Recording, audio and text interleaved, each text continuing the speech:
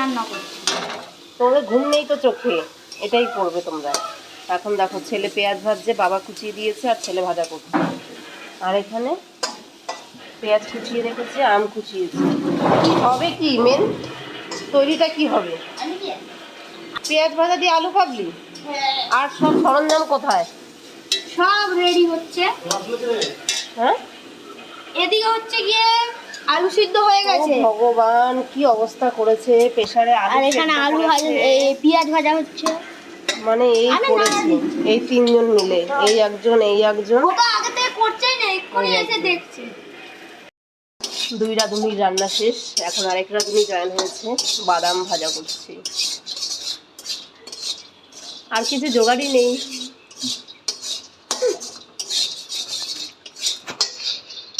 বাহ, খুব ভালো। সকালবেলায় যুদ্ধ করলাম, বিকেলবেলায় বরের হাতে টিফিন খাবো, মুখরোচক খাবো।